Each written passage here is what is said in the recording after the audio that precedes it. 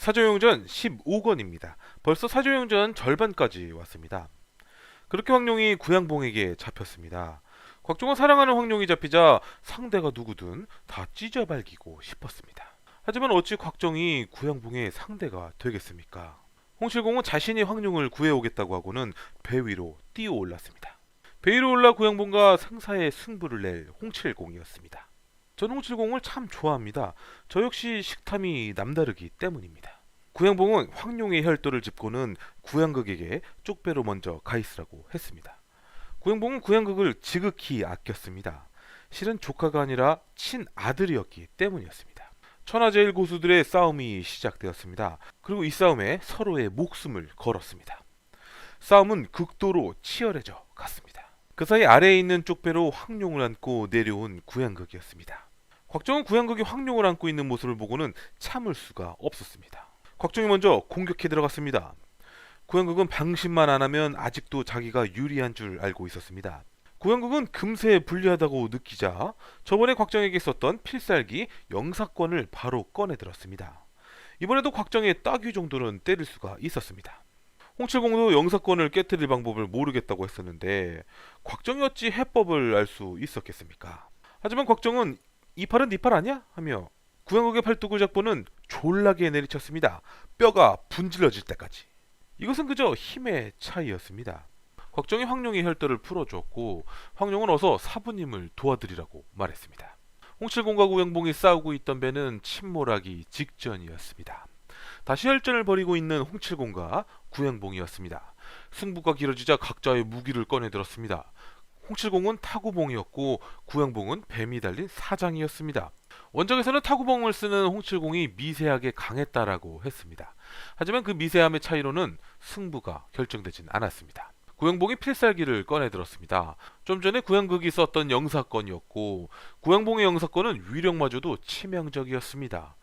카운터 장렬. 영사권이 깨지자 크게 당황하는 구양봉이었습니다. 그리고 홍칠공의 심오한 장력이 구양봉에게 적중했습니다. 홍칠공은 구양극의 영사권을 한번 보고 깨트릴 방법을 한참을 연구한 것이었습니다. 홍칠공에게 맞고 밀려난 구양봉은 영사권이 깨졌다는 충격이 훨씬 컸습니다. 그렇게 넋이 나가 있던 구양봉에게 돛대가 쓰러져 덮쳐왔습니다. 천하의 구양봉이라고 하더라도 수백 근의 돛대에 깔려 벗어나지 못하고 있었습니다. 실제 승부는 미세한 차이가 아니라 이런 외부 요소가 결정하는 것이었습니다. 홍칠공 왜 구양봉을 살려주는 거야? 아무래도 제 말을 듣지 못하는 모양입니다. 돛대를 닷에 걸어 지렛대 효과로 들어올려주는 홍칠공이었습니다. 홍칠공 덕분에 간신히 빠져나온 구양봉이었습니다. 그런데 또다시 위기가 찾아왔습니다. 불에 달궈진 커다란 지뢰가 구양봉을 덮쳐왔습니다. 홍칠공 또야? 한번 살려줬으면 됐잖아. 여전히 제 말을 듣지 못하는 모양입니다. 몸을 날려 지뢰를 막아주는 홍칠공이었습니다. 대려 홍칠공의 손에 화상만 입게 되었습니다. 그때였습니다. 구양봉이 사장에 매달린 독사로 홍칠공의 목을 물게 했습니다. 이 독의 성능은 김룡소설내에서 최고 수준입니다. 다행히 전편에서 상어떼를 죽일 때 거의 소진해서 즉사하지 않을 수 있었습니다. 하지만 치명적인 건 변함이 없었습니다. 그리고 제 말을 듣지 않으면 이렇게 됩니다. 의식을 잃어가는 홍칠공에게 어마무시한 장력을 날리는 구양봉이었습니다. 피를 토하며 나가 떨어지는 홍칠공이었습니다. 방금 장력은 독보다 훨씬 더 치명적이었습니다. 그리고 구양봉은 야물딱지였습니다. 쓰러져 있는 홍칠공에게 최후의 일격을 날렸습니다. 그때였습니다. 배 위로 뛰어오른 곽정이 사부를 살리겠다는 마음 하나로 무작정 구양봉에게 달려들었습니다. 구양봉의 장력에 큰 충격을 받았지만 조금도 물러서지 않고 구양봉의 목을 졸라왔습니다. 아무리 기가 많이 소진된 구양봉이었지만 곽정과 구양봉의 차이는 하늘과 땅 차이였습니다. 그런데 곽정은 구양봉과 같이 죽을 작정으로 덤벼들었고 무공으로 덤벼든 게 아니라 몽골 씨름으로 잡고 늘어져 왔습니다. 구양봉은 힘으로는 곽정을 떨쳐낼 수 없었습니다. 어떤 상황에서도 오절 중에 한 명인 구양봉이 뛰어났습니다. 목이 잡힌 채로 뒤로 몸을 날려 곽정을 바닥에 내리꽂아 버렸습니다. 하지만 상대가 곽정이었습니다. 곽정은 사부를 위해서 이미 목숨 따위는 생각하지 않고 있었습니다. 구양봉이 아무리 발버둥 쳐도 놓아주지 않았습니다. 그리고 1+1이었습니다. 황룡이 배 위로 뛰어올라 단검을 뽑고 달려들었습니다. 하지만 구양봉이 몸을 휙돌아 곽정이 찔릴 뻔했습니다. 곽종은 우선 사부님을 구하라고 말했습니다. 의식을 잃은 홍칠공을 업고 바다로 뛰어내린 황룡이었습니다. 쪽배로 다다르자 구양극은 홍칠공이 배에 못 오르게 위협했습니다. 황룡이 쪽배를 잡고 흔들어대자 뒤집힐까봐 그제서야 홍칠공을 쪽배에 태우게 했습니다. 구양극은 후리아들 놈이었습니다. 황룡은 다시 곽정이 있는 배로 가려고 했는데 집채만한 파도가 덮쳐왔습니다. 순간적으로 물속으로 잠수해서 파도에 휩쓸리지 않는 물개 황룡이었습니다. 그런데 곽정과 구양봉이 있던 배는 그대로 침몰하고 말았습니다. 울음을 터뜨리며 목이 터져라 곽정을 불러봤습니다. 물속 깊이 잠수해서 곽정을 찾아보았지만 가장 사랑하는 사람을 잃어야만 했던 황룡이었습니다. 다음날 곽정을 부르며 잠에서 깨어나는 황룡이었습니다. 그러나 이내 현실이 눈앞에 펼쳐졌습니다. 폐인이 된 홍칠공과 후리아들놈 구양극 그리고 곽정의 죽음. 마냥 울고만 있을 수 없는 황룡이었습니다. 이내 홍칠공의 상처를 확인해보니 등짝엔 구양봉의 장력에 맞은 손자국과 목엔 독사에게 물려 부풀어 오른 상처가 있었습니다. 다행히 저 앞에 육지가 나타났습니다. 배를 대고 황룡과 구양극이 홍칠공을 해변가로 부축했습니다. 그때 살짝 황룡의 손을 잡고는 그저 해벌레 좋아하는 후레아들 놈이었습니다. 홍칠공이 황룡에게 쪽배를 해변에 올려놓아 파도에 떠내려가지 않도록 하라고 했습니다. 황룡은 해벌레 구양극한테 배를 끌어올려 놓으라고 쏘아붙였습니다. 황룡의 말은 참 잘 듣는 구양극이었습니다. 이 섬은 무인도였고 다행히 동굴 하나를 찾아 황룡은 홍칠공을 데리고 동굴 안으로 들어갔습니다. 해벌레 놈이 동굴 안에 들어 올라치면 썩거지라고 소리치는 황룡이었습니다. 다음날 아침 홍칠공은 숨소리도 없고 미동도 없었습니다.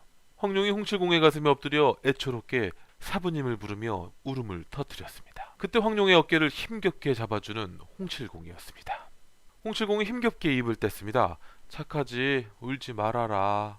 그 말에 황룡은 용화가 맛있는 요리를 많이 해드릴 테니 어서 빨리 나으시라고 했습니다. 오졸 중에 한 명인 홍칠공이었습니다. 간신히 독사의 독은 몰아냈지만 모든 공력이 사라져 이제는 몸도 성취하는 노인이 되어버렸습니다. 즉 이때 홍칠공의 무공은 0.3인력이었습니다. 참고로 저희 무공도 0.3인력입니다. 그러면서 황룡에게 어려운 부탁을 해야겠다고 했습니다. 황룡은 죽음으로도 은혜를 갚을 길이 없다며 뭐든 들어주겠다고 했습니다. 홍칠공은 황룡에게 개방의 방주 자리를 맡아달라고 부탁했습니다. 그리고 황룡에게 개방의 상징인 타구봉을 건넸습니다. 홍칠공은 개방의 18대 방주였고 이제 황룡이 개방의 19대 방주가 되었습니다. 이내 타구봉을 받아든 황룡이었고 홍칠공의 몸은 여전히 호전될 기미가 보이지 않았습니다. 홍칠공은 문파인들이 거지들이라 더러울 거라며 미안하다고 말했습니다. 황룡은 곽정을 따라 죽고 싶은 마음뿐이었는데 갑자기 개방의 방주가 되어 걱정스러웠습니다. 홍칠공은 이제 방주에게만 내려오는 타구봉법을 가르쳐주겠다고 했습니다.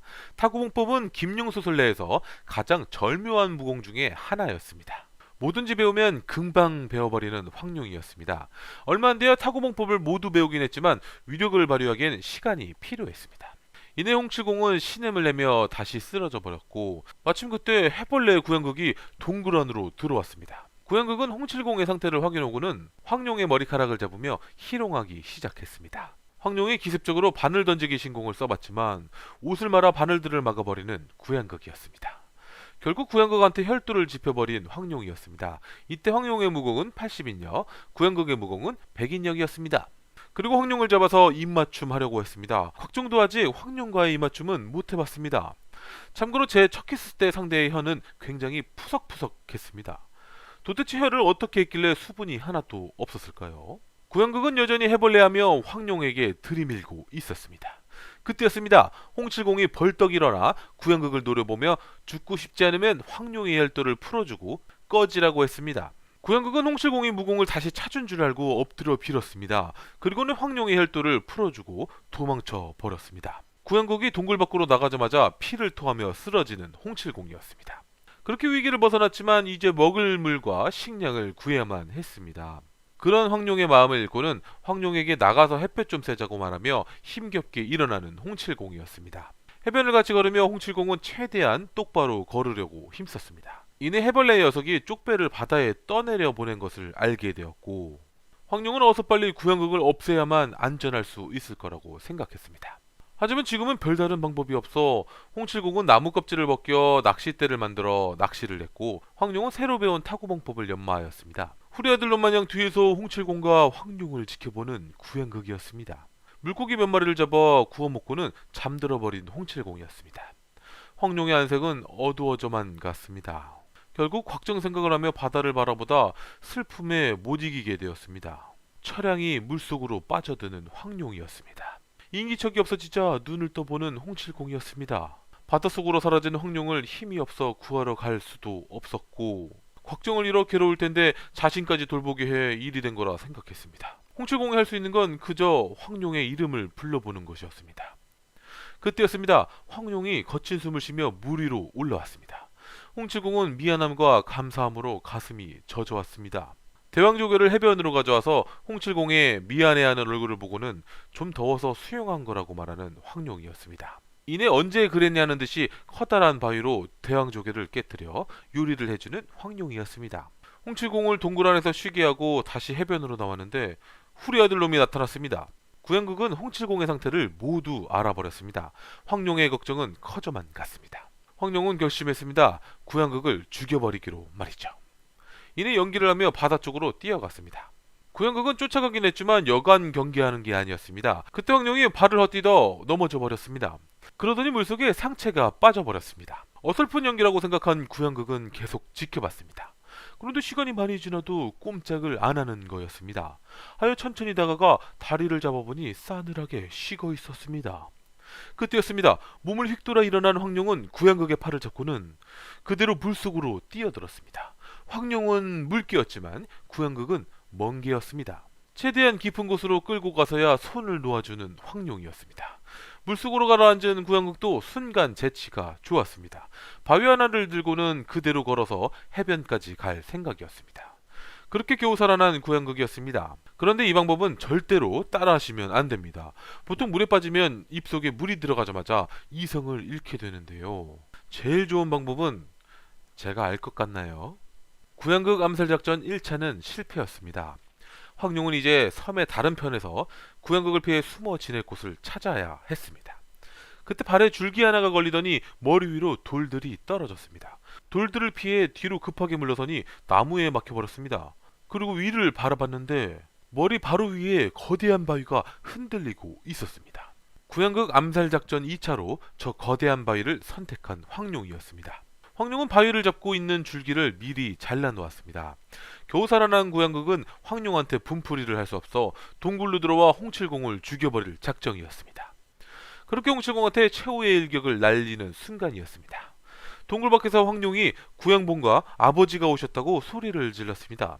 물론 구양극은 속지 않았지만 홍칠공은 언제든 죽일 수 있어서 일단 황룡과 한바탕 놀고 싶어 뛰쳐나갔습니다. 그리고 어느덧 황룡이 준비해놓은 구양극 묘자리까지 오게 되었습니다. 황룡은 줄기를 밟지 않도록 뛰어넘었고 이제 구양극의 줄기를 밟기만 하면 되는데 저 뒤에서 두 명의 사람이 빠르게 다가오는 것이 보였습니다. 천진난만한 구양극은 아무것도 모른 채 줄기를 건드렸고 그대로 거대한 바위가 구양극 머리 위로 떨어져 내려왔습니다. 경공수를 써서 뒤로 빠르게 물러섰지만 나무가 막고 있었습니다. 끔찍한 괴성을 지르고 마는 구양극이었습니다. 그런데 바위에 깔린 구양극 곁으로 다가온 자는 구양봉? 그리고 구양봉 뒤로 죽은 줄만 알았던 곽정의 모습이 나타났습니다. 곽정의 모습을 보자마자 울음을 터뜨리는 황룡이었습니다. 이렇게 사조용전 15권이 끝났습니다. 그리고 머리 위로 바위가 떨어질 때 제일 좋은 방법은 다음 편을 보시면 알 수 있습니다.